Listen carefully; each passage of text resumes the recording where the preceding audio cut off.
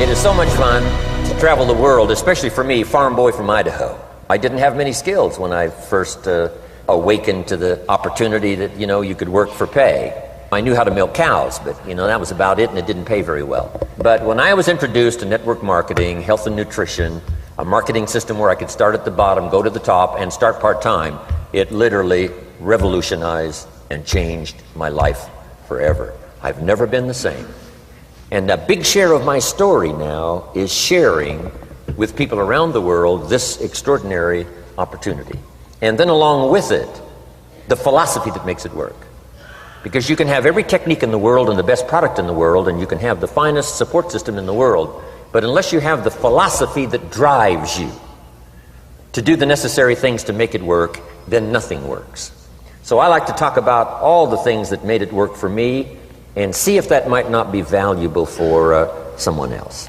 So I want you to take some good notes. If you're ready to take notes, say, I'm ready. I like this crowd already. Treat me well, I might take you with me as my traveling audience. Now here's the next key on being prepared for the next century, and that is your personal philosophy. At age 25, the things that so dramatically changed my life was, number one, the discovery of a unique product that I could believe in. My mother taught nutrition, and she taught good health, so I was the beneficiary of that. It came from my grandmother, my grandfather, passed it on to my mother. She taught it, passed it on to me. My father never had a major illness, lived to be 93. My mother extended her life, according to the doctor, at least 20 years. She should have died at least 20 years earlier than she did, simply because she stretched out those years by the study of good nutrition. I was an only child, and Mama studied and, mixed up all that stuff back then. She'd say, hey, me and Papa and her, she said, drink this stuff. If it don't kill us, I think it'll help, and we're gagging down this stuff. And Mama taught all of that, but the payoff was so incredible. I passed it on to my two daughters. They've never been ill. They passed it on to their children, my grandchildren. They haven't been ill. I mean, the study of good nutrition, paying attention, and being involved in the industry you're in, it's one of the best. So, that's so important. Your personal philosophy, what you believe in, that's going to carry you into the next century. Let me give you now some of the early philosophies that changed my life forever. I heard one of them in my introduction. Some of these philosophies have lived with me now all of these years. I've passed them on, and people have come back around saying, Mr. Rohn, 10 years ago, 20 years ago, 30 years ago, 35 years ago, I sat in your class and sat in your seminar, and those early things that you taught, I've practiced it and I'm doing it. A man not long ago showed me notes he took 23 years ago. And then he had me sign those notes. He said, I've used these notes to develop my life, my personal life, and my business life. And when he took those notes, he said, I was 18 years old. So it's incredible. I'm so thankful for all these years. But now I want to pass it along to you. Some of the philosophies that changed my life forever. Okay? If you're ready, say I'm ready. Ready. Here's the first one. Profits are better than wages. Once I understood that, I got rich. Profits are better than wages. Nobody taught me that in high school. I went to college for a year and a half. I never heard it. I'm 25 and broke. I'm not destitute. I'm broke. Too much month at the end of the money is broke. And I finally hear this philosophy. Profits are better than wages. Now here's the phrase that goes with it. Wages make you a living, which is fine. Profits make you a fortune, which is super fine. And you can live both fine and super fine. You've now got the mechanism and the ways and means to do that. Profits are better than wages. Guess what? I taught this in Moscow when I was teaching capitalism. The communists had it all wrong. They taught that capitalism was, a big company that oppresses its workers. I mean, it was absolutely ridiculous. They had mentally lost it when they came up with this ridiculous philosophy. Communism taught capital belongs to the state, not the people. And we taught all these years what? Capital belongs in the hands of the people, not the state. That's why, of course, kids should pay taxes, because they can be capitalists, and all capitalists should pay taxes. And it doesn't take much to start an enterprise that makes a profit. I teach kids how to have two bicycles, one to ride and one to rent. I mean, how long does it take How long does it take to make a profit? I mean, a little ingenuity and you're on your way.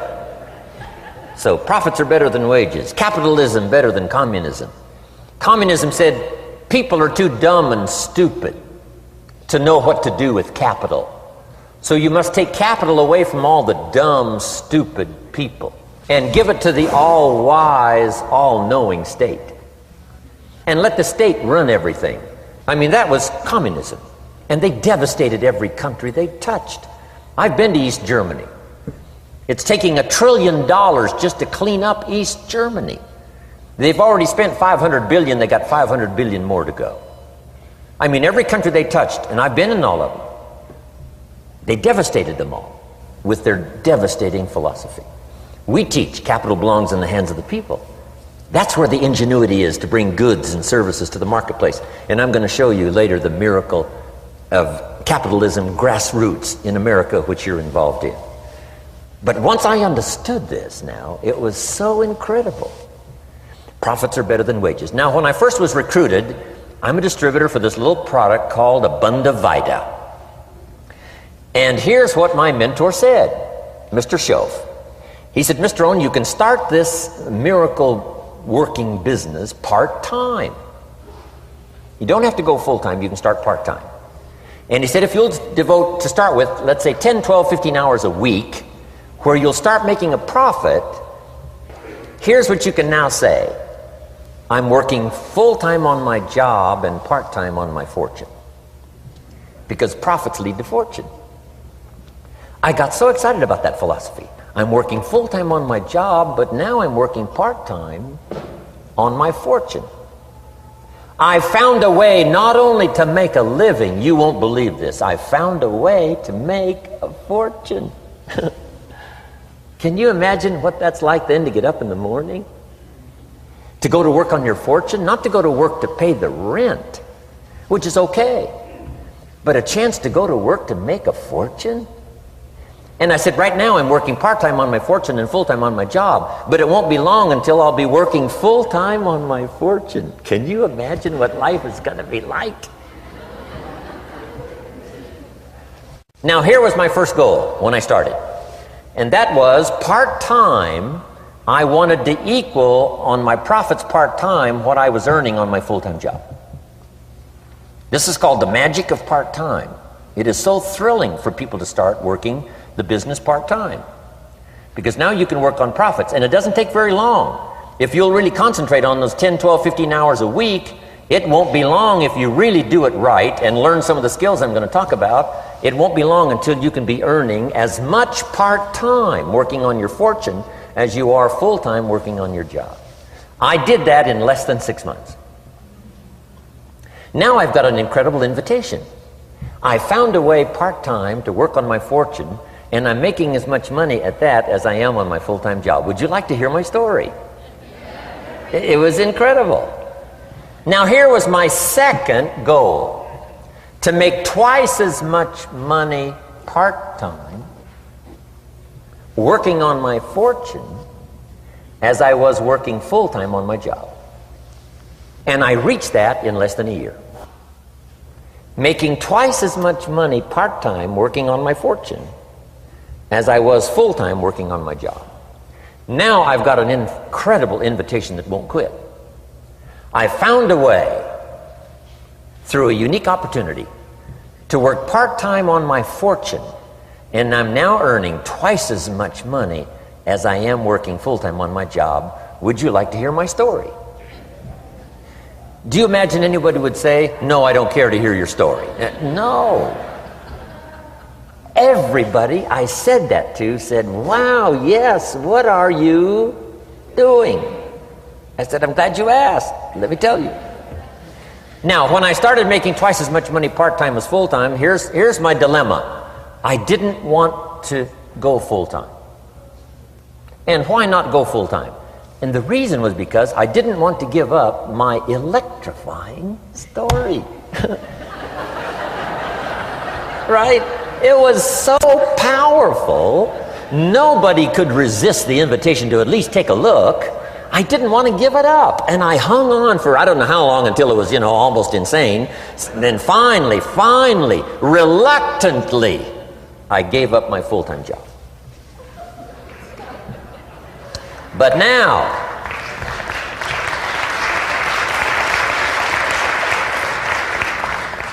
you can imagine the thrill and excitement of going to work full-time on my fortune.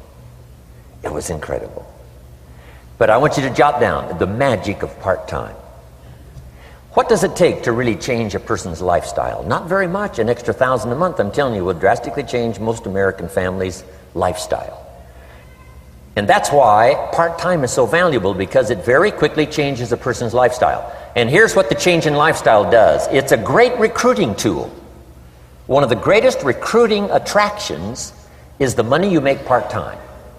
Somebody said, "You've been on 3 vacations this year?" Says, "Yes, I got this little part-time thing going." Says, "What's that?" "You bought 2 new cars, one for you and one for her. How did you do that?" Said, "I got this little part-time thing going." Your kids have got all these new clothes? Yes. All this stuff is happening. What is it? An extra $1,000 a month. See, $1,000 a month full-time, nobody wants to hear your story. $1,000 a month part-time that starts to change your lifestyle, everybody wants to hear your story. So the key is part-time. The magic and the attraction of part-time gives you a classic invitation for somebody to listen to what you're doing that's changing your life.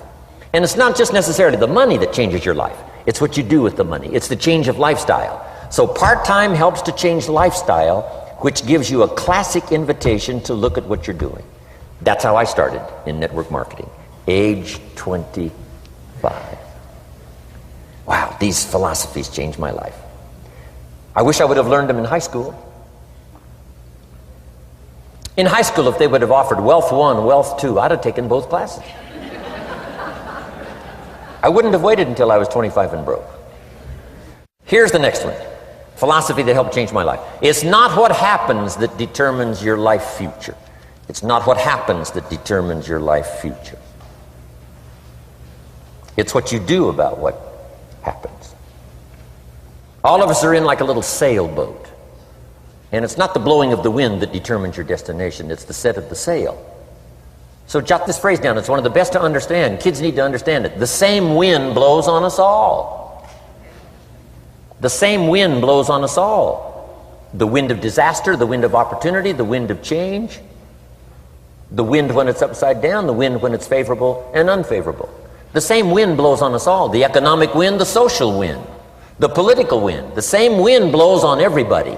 The difference in where you arrive in 1 year, 3 years, 5 years, the difference in arrival is not the blowing of the wind, but the set of the sail. And that's what learning is all about, to set a better sail this year than last year. To set a better sail. The first 6 years of my economic life, I wound up broke. Second 6 years, I wound up rich. You say, well, the Democrats must have finally gotten power. No.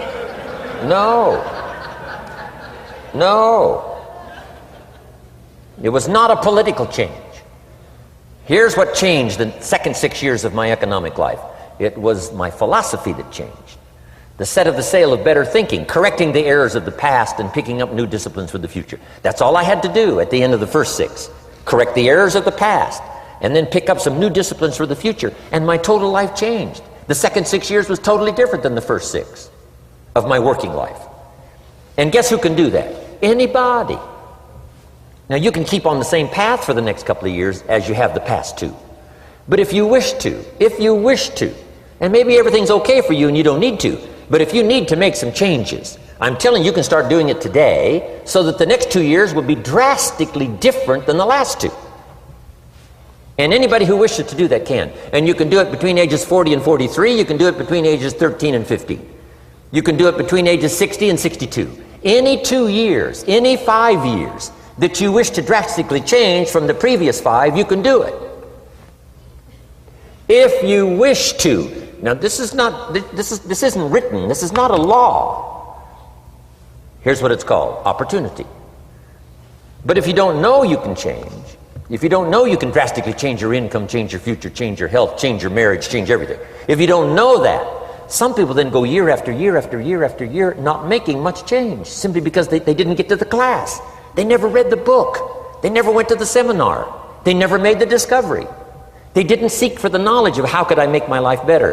And if you just rock along, I'm telling you it's okay. Anybody can live any way they choose, but I'm here to tell all of you that if you wish to, it's possible to make the next 3 years totally different than the last 3. And all you have to do is just a few things. So if you got that one now, it's not the blowing of the wind that determines your income. It's not the blowing of the wind that determines your fortune. It's the set of the sail. And that's why we gathered here today. Maybe I've got some ideas that'll help you with a couple of little things about setting the sail of your thinking that might drastically give you multiplied more benefit the next 3 years than you've gotten in the last 3. So it's not what happens. What happens to everybody. Chevron years ago brought me in to talk to management. They said, Mr. Rohn, you travel around the world and you're fairly knowledgeable. What do you think the next 10 years are going to be like? I said, gentlemen, I can tell you I do know the right people. So they all leaned forward and listened carefully. And I said, gentlemen, the next 10 years are going to be about like the last 10.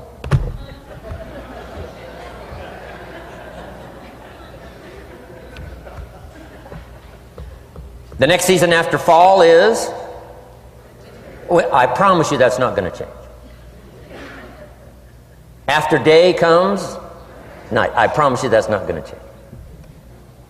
Here's how the last 6,000 years reads. If you want to make a note of Jim Rohn's vision of history the last 6,000 years, here's how it reads. Opportunity mixed with difficulty.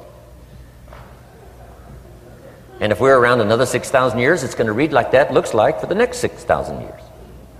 Opportunity mixed with difficulty. Now, sometimes there seems to be more opportunity than difficulty, and then sometimes there seems to be more difficulty than opportunity, but the mix isn't going to change. After expansion comes recession. But after recession comes expansion. Not to think so, see, is naive. And once you've got just a little of this stuff settled, then you know exactly what to do. You know exactly what to anticipate, so you can be ready. Now, here's the next one, and I heard it in my invitation. Here's what it says. For things to change, you have to change. I was hoping the government would change, and taxes would change, and economics would change, and my boss would change and be more generous. I wished for everything to change, and my teacher said, no, Mr. Rohn, for things to change for you, you have to change. Don't wish it was easier, wish you were better. Once I understood this, this altered the course of my life. Don't wish it was easier. Wish you were better. And here's the big one. Don't wish for less problems, wish for more skills. You don't need less problems. You simply need more skills. Don't wish for less challenge, wish for more wisdom. Accept the challenge, because you can't grow without a challenge. You can't get rich without a challenge. You can't fly without gravity. You have to understand the challenge. But that's the key, is to now develop wisdom to overcome the challenge. Don't wish for less challenge, but more wisdom. And then here's one more philosophy that helped change my life forever. You can do the most remarkable things no matter what happens. Humans can do the most remarkable things no matter what happens. Philosophies that changed my life. Here's one of the big philosophies I learned in network marketing. It's called the law of averages. If you do something often enough, a ratio... Here's one of the big philosophies I learned in network marketing. It's called the law of averages. If you do something often enough, a ratio will appear. Key phrase, if you do something often enough, a ratio will appear. It's amazing. It's uncanny. In baseball, we call it batting average. If you talk to 10 people, one says yes. Now the ratio has begun. 1 out of 10. Talk to 10, get 1. Here's something interesting about the law of averages. Once it starts, it tends to continue. This is colossal information. Once a ratio starts, it tends to continue. If you talk to 10 and get 1, sure enough, chances are excellent if you talk to 10 more, you'll get another one. Talk to 10 more, you'll get another one. Now you can compete. If you can only get 1 out of 10, you can compete, even with somebody that can get 9 out of 10. If you've been here a long time, you can get 9 out of 10. I just joined, I can only get 1 out of 10. If we have a 30-day contest, I will beat you. Say, well, how could you beat me? Here's why. During that 30 days, you talk to 10 and get 9. I talk to 100 and get 10. I beat you. Isn't that clever? This is clever stuff. And I do it for 2 reasons. I sincerely wish to win. But I do it for another very sincere reason. I wish for you to lose. And that's noble on my part. Here's why it's noble. You learn more by losing than you do by winning. So I wish to give you that experience. Now here's how I do it once I understand the law of averages. When I'm new, I make up in numbers what I lack in skill. I make up in numbers what I lack in skill. Now who can do that? Anybody that's ambitious. Anybody with a little ingenuity. Anybody. Doesn't matter. Now here's one more. The law of averages can be increased. You get 1 out of 10, talk to 10, get another one. Talk to 10, get another one. The 4th time you talk to 10, you get 2. Why would the 4th time you talk to 10, you get 2 instead of 1? You're getting better. You're getting better. And who can get better?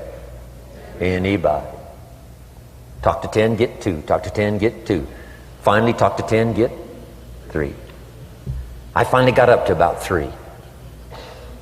Now, it takes more than a genius to go past like 3 or 4. But 3 will do. If you bat 300 in baseball, they pay you $4 million a year. Which means you're out 7 times out of 10. 7 times out of 10, out. Make $4 million a year. Are you ready for that? So, this works so well now in your business. Just jot the phrase down. You don't have to bat 1,000. You don't have to bat 1,000 to make big money. 1 out of 10 is fine. 2 out of 10 is terrific. 3 out of 10 is fabulous. Some particular incredible genius might get 4 out of 10. But 3 out of 10 is sufficient to make you rich beyond your wildest imagination. This is how I went after my friends, neighbors, and relatives when I first started recruiting. I said, look, I've got a new business and I'm getting about 3 out of 10 to join. And I don't mind you, just come to the meeting and be one of the 7.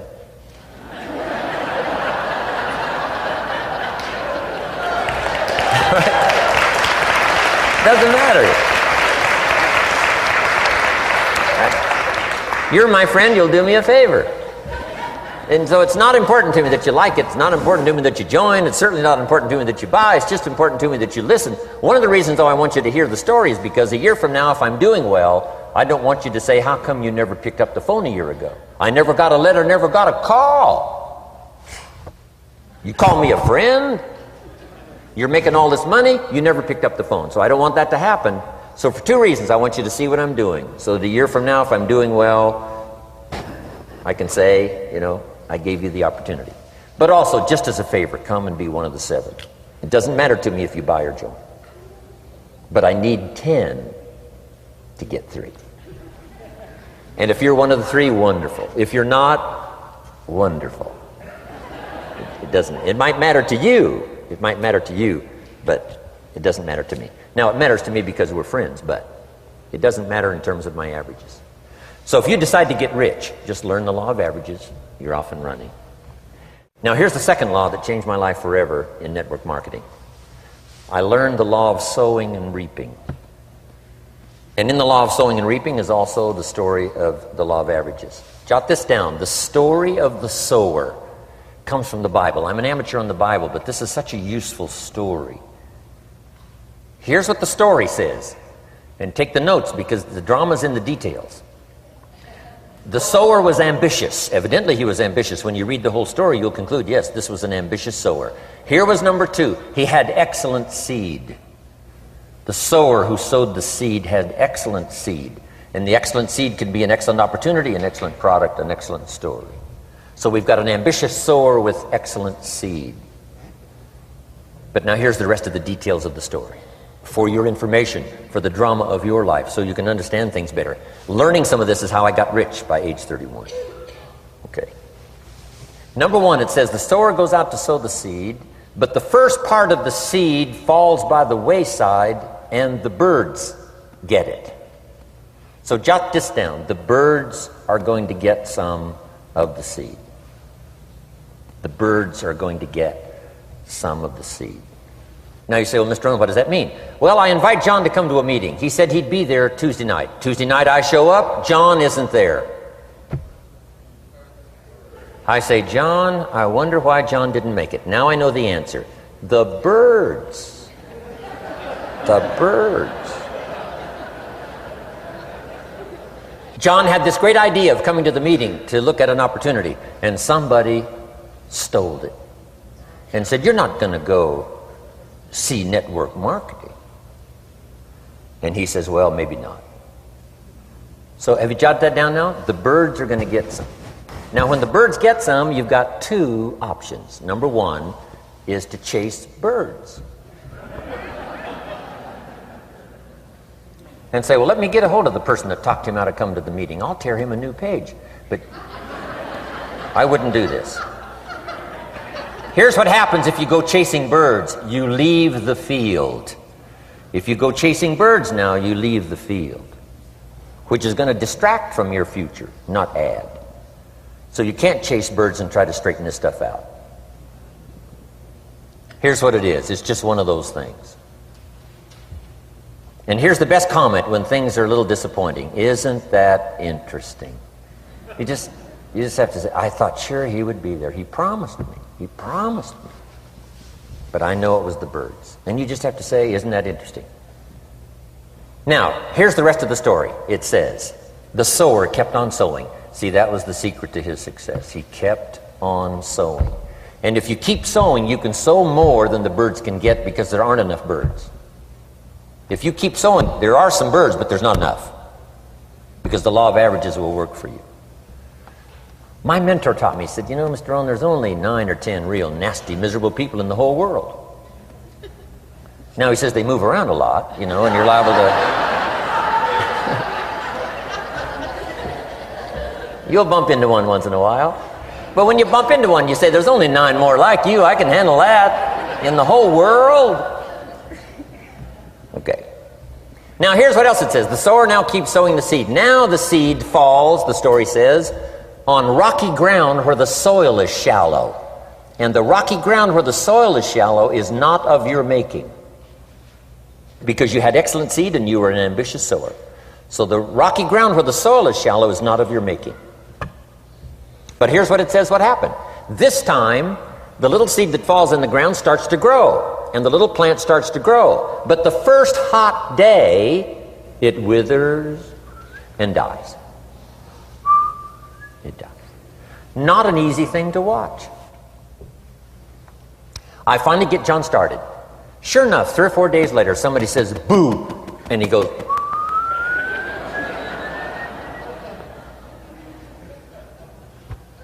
he's gone.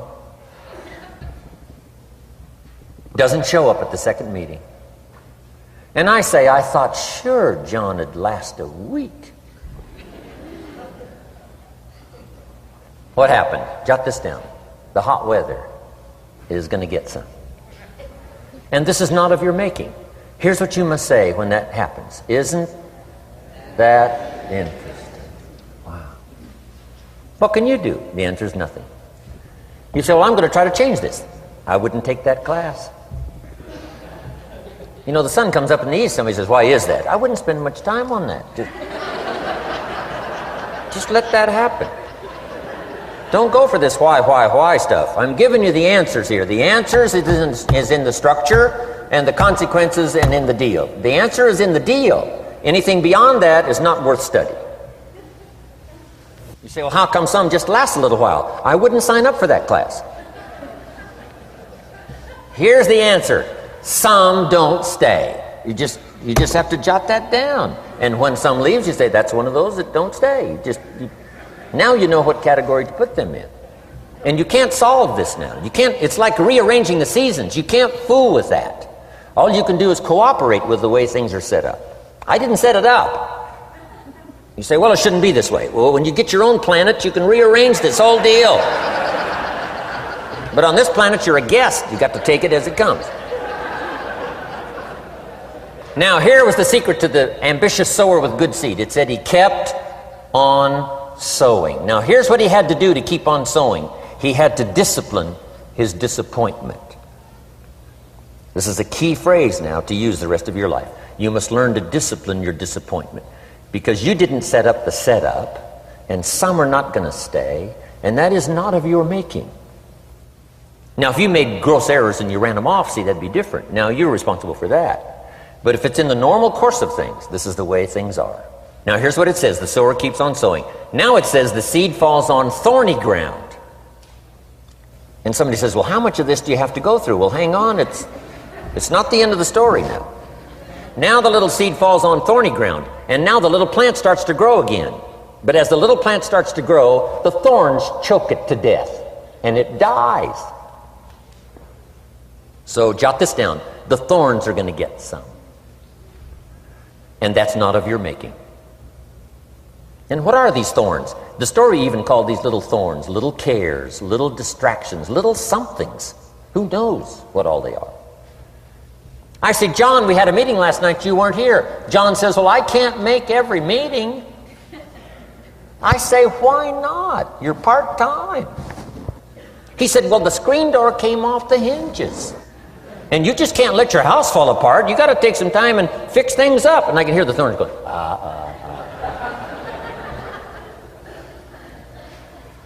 He says some extra trash had piled up in the garage. You can't let mountains of trash take over. You got to keep your trash hauled out. People who let little things cheat them out of big opportunities. People who let little things cheat them out of big opportunities. And you feel almost helpless. What could I do about that? And that's nothing. And you say, well, why is this? I'm asking you not to sign up for that class. Don't sign up for these why is this class. It's just the way it is. Like winter following fall and spring following winter. So if you got that, the thorns are going to get some. But now here's the good news. Let's read the rest of the story now quickly. The sower now what? Keeps on sowing the seed. Keeps on sharing the story. Keeps on giving an invitation. Yes, the invitation can be more powerful for me as it was 1 year later than it was the first month. Because now I'm saying I'm making twice as much money part-time as I'm making on my full-time job. Yes, the story can be more powerful, but the law of average is still going to work. But now here's what the story said. Finally, the seed falls on good ground. Finally, the seed falls on good ground. Now put this in parentheses. It always will. If you keep sowing. If you share a good idea long enough, it will fall on good people. But now here's the rest of that story. Some of the good ground did 30%. And some of the good ground did 60%. And some of the good ground did 100%. You say, well, why the difference in numbers? I wouldn't sign up for that class. Come on. Have I said that often enough now? Don't register for that class. It's just the way it is. Now, I tried to get the 30s to do 60. Found out it was more than I could handle. I used to say, I'll make them successful if it kills me. I almost died. No, you can't do that. Here's what you do. Let the 30s do 30 to the best of their ability and keep doing 30, because that's how they build their lifestyle and get what they want out of life. And let the 60s do 60, and let the 100s do 100s. Now, how can you get some to do 100%? You got to go through all these experiences, and you got to talk to all these people. Let me quickly give you now a list of the skills that changed my life forever. Developing a new philosophy that I could do it in my network marketing experience now led me to developing new skills. Right, I knew how to milk cows, but didn't pay well. Here's the first skill I learned that changed my life. getting a customer, making a sale.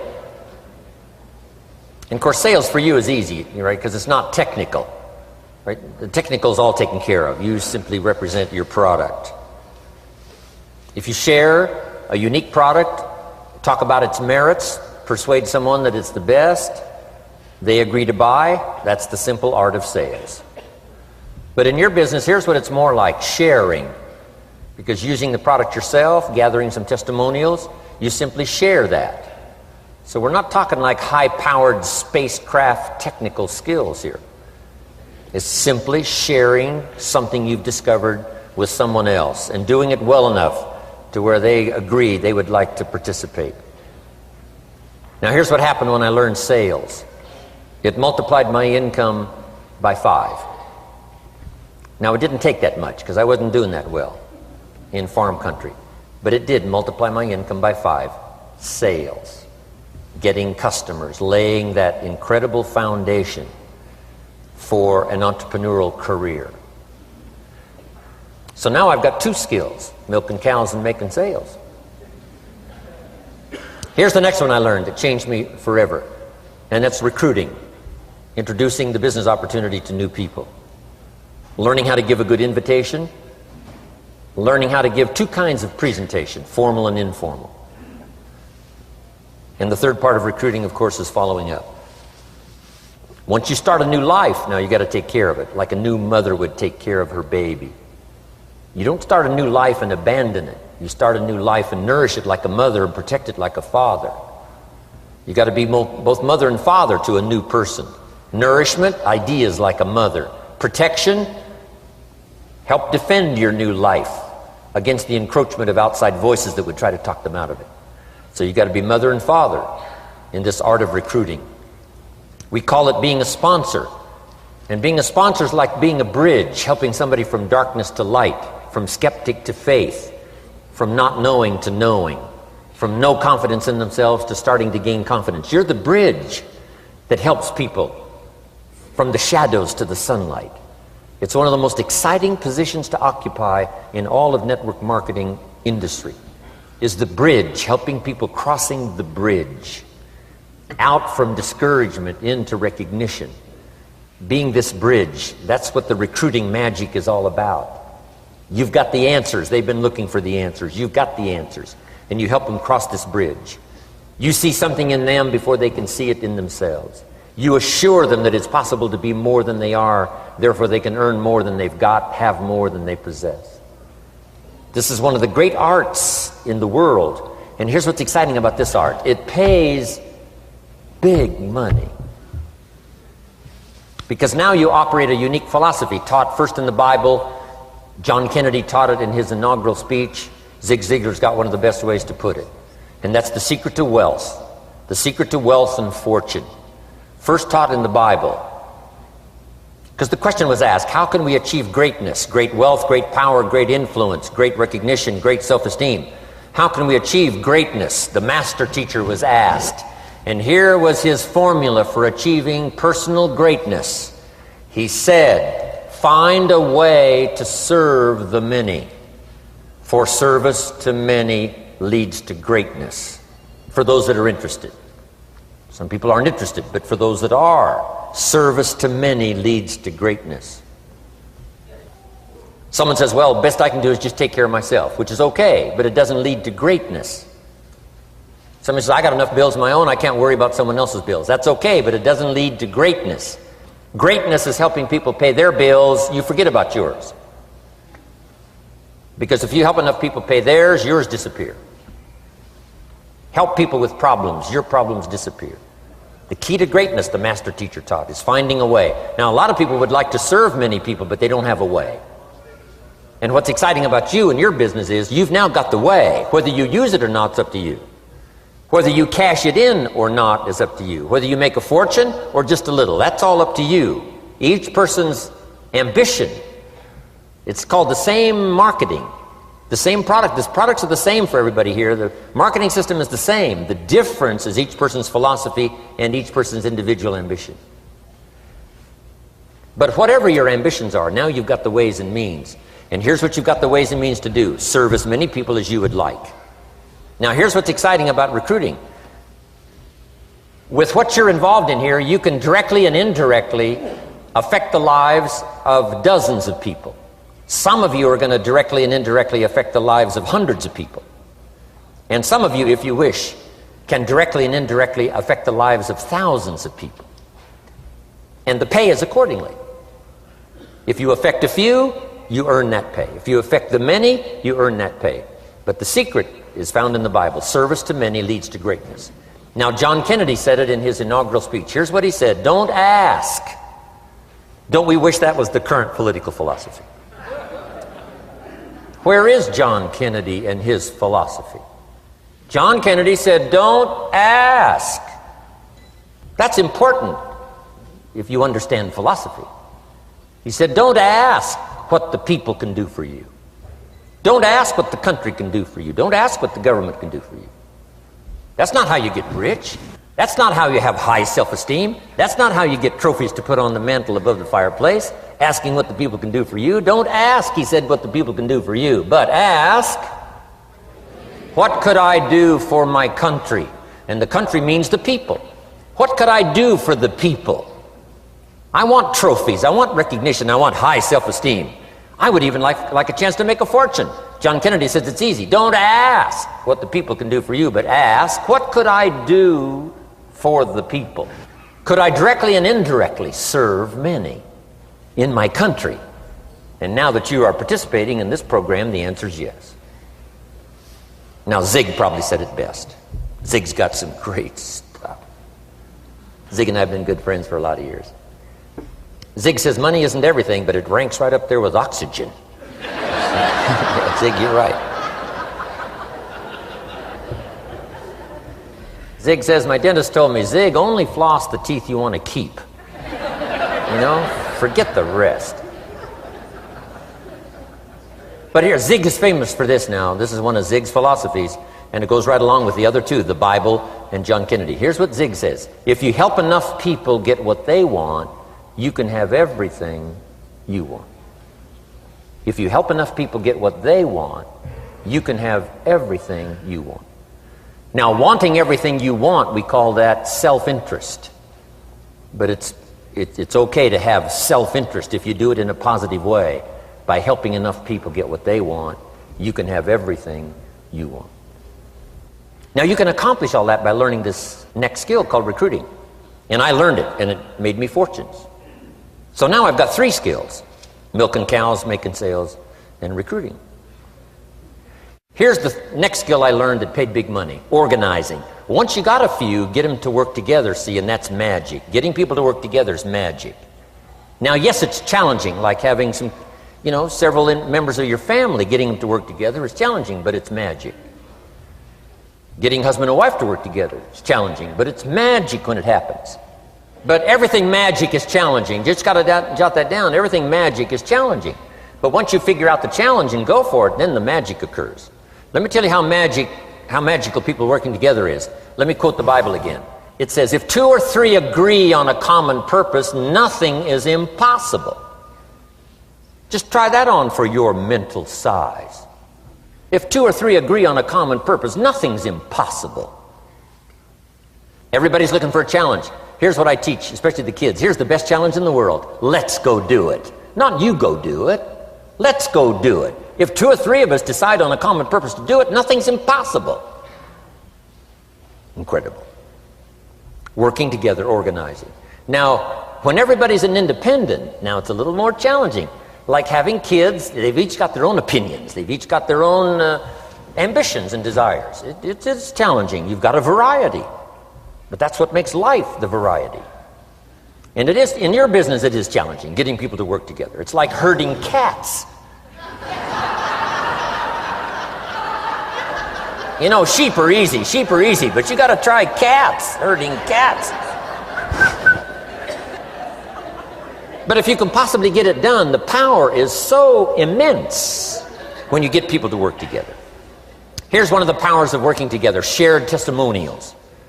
If I've got somebody new and you're there and I'm there, I give them my testimonial, you give your testimonial. Maybe what tips the scales in getting me a new person is not my testimonial, but my partner's testimonial. Somebody I'm working with, their testimonial got them.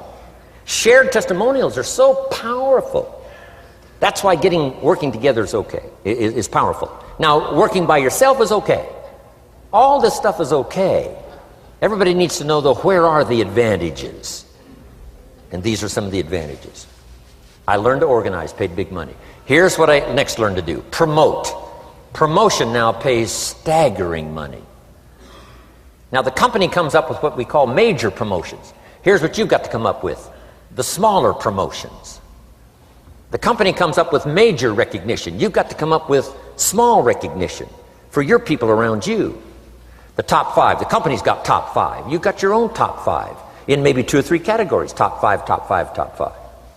And those little recognitions, to reach certain levels in the company, you have to take major steps. But for you, recognition, let them take small steps. Here's one of the secrets of your kind of business. Rewarding people for small steps of progress. Rewarding people. Sometimes it's just recognition, handshake, pat on the back. Mary, you're doing a fabulous job. And you figure out what those recognitions are. Small steps of progress. Guess what promotion pays, if you learn it well? Big money.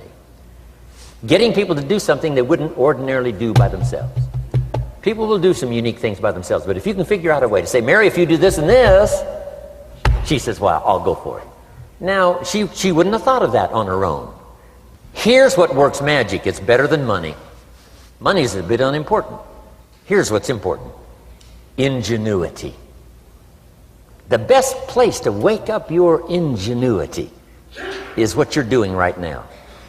Representing a unique product and getting customers, recruiting distributors, and promoting and all this stuff. Ingenuity. Figuring out a way. If it doesn't work this way, we'll work another way. I used my ingenuity, made a fortune. My ingenuity worked on doing all these campaigns, the spring campaign and the summer campaign and the winter campaign. This week we're going to recruit school teachers. How many of you got? How many of you got? This is school teacher week, school teacher month. I'd pick out a little category and say, let's go for it. And it doesn't matter what it is, just dream up something so that somebody's got a little more objective to go for than just their own. Key phrase, we all need to belong to something bigger than ourselves. Because we furnish inspiration for what's bigger, and the bigger furnishes inspiration for us. I learned promotion and it paid big money. Here's next I learned, communication. How to conduct a meeting. I learned identification, logic and reason, attack and confess, solution. Simple deals on communication. Wasn't easy for me at first. I stood up to give my first presentation, my mind sat back down. Right? Y'all been through that? Opened my mouth, nothing came out for a while. But here's what I did. I did it again. Just jot that phrase down. I did it again. That's the secret to how I got here. 35, 40 years later, it's how I got here. I did it once, it was uncomfortable. That first presentation was so lousy, if I hadn't have been doing it, I'd have gone home. It was not that good. But here's the secret to how I got here. I did it again, and then I did it again, and then I did it again, and I did it again. I remember when I first decided to be a little more animated, right? And walk out away from the podium, right? Get out from just behind the podium. So I got out there, and then I thought, how do you get back? Whoa, I'm stranded out here. Remember those times? Doing something for the first time? But you learn quickly in your business, right? In your business, the guy stands up to give his first testimonial, and he's so nervous he forgets his own name, right? And 30 days later, he wants to give a 3-hour testimonial, right? You hardly get him off the stage. So, learn communication. How to affect other people with words. That's the greatest art in the world to learn. How to affect other people with words. Key phrase, don't be lazy in language. If you learn to use the gift of your own language wisely, it can make you a fortune and build an incredible life. Here's 3 other things I learned. One is to train. Training people how the business works. And then I've used another word called teach. Train and teach. And only to say this, training people how the business works, teaching is how life works. Because here's what all of us need for the 21st century. Business skills and life skills. The life skills are leadership skills. The life skills are learning how to set goals. Now here's the ultimate skill to learn that can transform your life and the life of whoever will listen. The ability to inspire. Inspire means help people to look up a little higher than where they are and wish they could get there, and inspire them that it's possible. Here's how we inspire, by our own testimony. If I can do it, you can do it. Here's how else we inspire, by others' testimonial. If they can do it, Mary, you can do it. Getting people to see themselves better than they are. Getting people to see themselves richer than they are. Getting people to see themselves more capable next year than they are this year. Getting to see themselves in the future. To help both your kids and your people, here's what you must learn to do. Number one, help people to see themselves as they are. If people have made mistakes, they got to know it. You can't go on making mistakes and hope to achieve. Mistakes have to be corrected. And you've got to do it with your children. Help them to see themselves as they are. If they've messed up, here's what you've got to say. You've messed up. But here's what's important as a parent. Don't leave them in the mess. Some parents, tell their kids they've messed up and then they leave them in the mess. They don't paint a better picture. Here's what you could become with just a couple of more changes. Rather than this, here's what you could be. So we must help our children see themselves as they are, but here's the greatest gift. To help our children see themselves better than they are. To transport them not only past to see their mistakes, but transport them to the future to see their opportunity. To see the person they can become. My mentor had that greatest gift to help me to see myself better than I was. At first it was difficult to see, then I started to believe, and that's how I got here today. He said, one of these days, Mr. Rohn, you'll walk into a room full of people and you will hear some of them say, that's him, that's the famous man. I said, well, that could never happen to me. He said, trust me. If you keep working hard on the disciplines like you're doing right now, that'll happen. You'll walk into a room full of people and you'll hear one say, that's him, that's the famous man. He saw it and he tried to get me to see it. And now finally it's happened. I think when I walked in here today, I think I heard someone say, that's him, that's the famous man. It happened for me.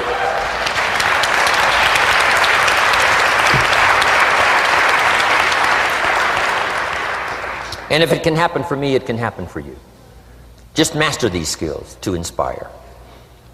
Here's what else I learned, the skills of building an organization. Learn to work with the people who deserve it, not the people who need it. You must be like life itself. Respond to deserve, not to need. It doesn't say if you need, you will have a harvest. It doesn't say if you need a harvest, you'll have a harvest. It's not what it says.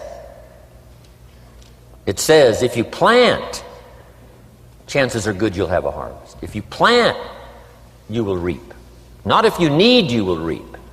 So we must be like life itself. Respond to the people who deserve it by planting, by taking the first step. Even God himself says, if you move toward me, I'll move toward you. That's the condition. You move toward me, I'll move toward you, says the Almighty. Now he could also say, you don't move, I don't move. You say, well, that's arbitrary. Well, when you're God, you can set it up that way. Now, learn to work with the people who deserve it, not the people who need it. Now, here's what's the next step. Teach people how to deserve your time. Teach people how to deserve your attention. Teach people how to deserve a phone call. Say, Mary, you just take this one step and I take 2 steps. You take 2 steps, I take 5 steps. You don't step, I don't step. But this isn't hard now. You step, I step. You respond, I respond. You try, I try. You make a call, I back you up. Right? Learn to teach people how to deserve your time and your attention. Next, I learned to work by group more than individual. Here's why. 80% of the people do 20% of the business. So 20% of the people you can work with individual. 80% you have to work with by group. But group is very powerful, less confrontational. Then here's what's important for all of you to learn as a sponsor, helping other people. You can help 1,000, but you can't carry 3 on your back. You can help 1,000, but you can't carry 3 on your back. And I'm sure all of you have already gotten that experience, even though you've been here a short time. Some people will try to get on your back. That's where we got that expression, get off. That's where we got that. A guy discovered somebody on his back and said, what? I can't carry you, get. Now, if you're like some I see here, 6'4" and you weigh 300 pounds, you might carry one, and if you were really big enough, Kareem Abdul-Jabbar or something, you might carry two, but you can't carry three. When babies are born, they were not designed just to be carried. Babies were not born to be carried all their life. Someday you got to try your legs. Someday you got to try your wings. Someday you got to try. Even if you fall down, you got to try, because you can't just crawl around all your life. You can't be carried all your life. So as quickly as possible, you can help 1,000, but you can't carry 3. Next, don't expect the pear tree to bear apples. I used to try to change everything. You can hang apples on a pear tree. I'm telling you, it won't help. You can put up a sign, this is an apple tree. Sure enough, come the season, pears. Here's what I learned. You cannot change people, but they can change themselves. You cannot change people, but they can change themselves. Incredible. Capital in your business isn't what matters. Okay, it's not the money that buys you a future. It's your skills that buy you a future. Money and no skills, and I'm telling you, you're still poor. Money and no ambition, where are you? Money and no courage, you're broke. A little bit of money and a whole lot of courage. That's all we need. I'm looking for people when I'm recruiting back in those days, and the money didn't matter. What mattered to me was somebody's willingness, somebody's ingenuity, somebody's willingness to try. Right? If they had $1 to invest, that was plenty for me. $1 and some ambition, and I can show you how to get rich, and it'll be one of the classic stories of the company. I go to recruit somebody, they say, I don't have any money. See, I've been looking for you for 6 months. Let me show you how to do it without any money. Because here's the rules of capitalism. Jot this down. You can either buy and sell, or if you're in certain circumstances, you can sell and buy. If you've got ambition. Now, if you haven't got ambition, we can't cure that, and money won't cure lack of ambition. But if you've got $1 and some ambition, I'll show you how to get rich. And even if you don't have $1, I'll show you how to get rich, because you can sell and buy. Somebody says, as soon as the product arrives, I'll sell it. Then you don't understand. You don't understand the magic of fortune if you say, I have to wait till it gets here to sell it. And you probably don't understand the value of your own story. Once I understood that, I knew I was going to be wealthy. That's why right in the beginning I started giving big tips. I knew I was going to be wealthy. Say, wow, this guy tips like a rich man. Say, that's right, he tips like a rich man. Even in the beginning, I tipped like a rich man because I knew I was going to be rich. Wow. Isn't this fun? Yes. So jot these phrases down as I close. Number 1, the greatest value in life is not a bank account. The greatest value in life is not a car, a home to live in. The greatest value in life is this. Make a note. Living a good life. In the midst of all of our achieving and recruiting and building and growing, helping other people, being a part of society and the country and the world, being all of this stuff, here's what you must figure out all of your life, how to continually live a good life. So let me give you my short list. I'll cover the long list the next time I see you. Here's the short list on a good life. Number 1, productivity. If you don't produce, you won't be happy. Here's number 2, good friends. The greatest support system in the world is good friends. You got to work on that. Don't be careless here. Friends are those wonderful people who know all about you and still like you. Here's next, spirituality. I'm not asking you to be a believer. I am a believer that humans are more than an advanced form of the animal kingdom. I'm a believer that we're a special creation. I don't ask you to be a believer, but here's what I do ask. If you are a believer, here's what you must do. Study, practice, and teach. Whatever's valuable to you, study, practice, and teach. Repeat it after me now. Again. Study, practice, and teach. Here's why. It builds the foundation that builds the country, that builds the nation, that helps us to compete among the nations of the world in the 21st century. And this is one of those subjects, to study, practice, and teach. Next, my parents taught, don't miss anything. Don't miss the game. Don't miss the performance. Don't miss the show, the movie. Don't miss the words. We're all inspired by the words. Elton John says she lived her life like a candle in the wind, never knowing who to cling to when the rain set in. You can't miss those lyrics. You can't miss the music. You can't miss the songs that nourish the soul. You can't describe how brief and fragile life is much better than that. George Harrison, one of the Beatles, sings, "If not for you, the winter would hold no spring. Couldn't hear a robin sing. I just wouldn't have a clue if not for you." Wow. You got to remember the words that reflect the experience. Barbra Streisand sings, "It used to be so natural to talk about forever, but used to be's don't count anymore. They just lay on the floor till we sweep them away.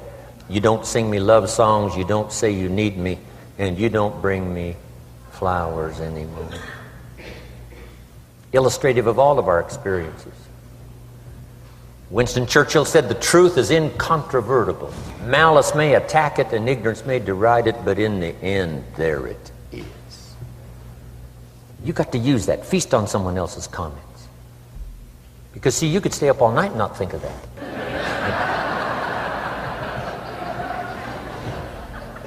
I'm asking you to do your research. I'm asking you, don't miss anything. Don't miss the play.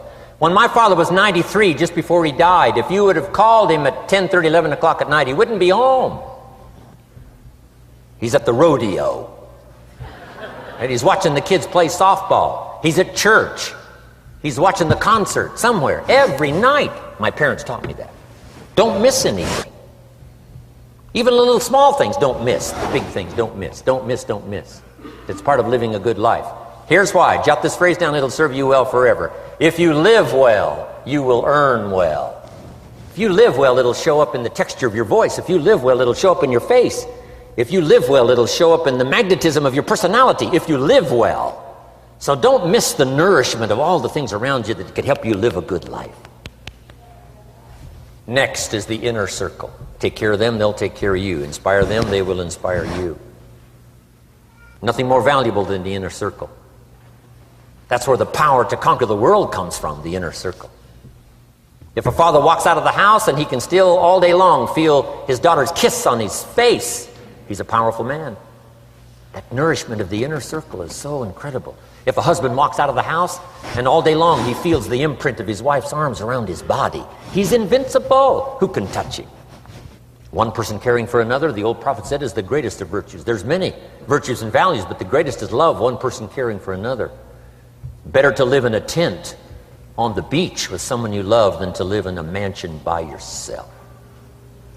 People caring for people. And especially that inner circle where the power is so magnificent that if you draw from it, if you nourish it, and then it nourishes you. Now here's my last comment. Ask for God's help. We could all use a little help. But my whole seminar was what you can do. A man took a rock pile, turned it into a fabulous garden. Somebody came and saw it and said, "You know, you and the good Lord have this fabulous garden here." The gardener said, "I understand your point, but you should have seen it a few years ago when God had it all by himself."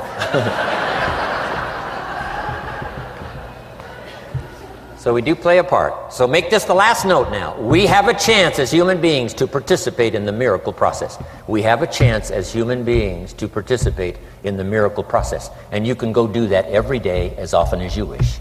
Changing somebody's life. Rescuing somebody from oblivion, building an organization second to none so that your name will appear in many people's testimonial. And that's why I came today. So that by chance, I don't need the money. That's not why I'm here. I take the money, but I don't need the money. But here's why I'm here.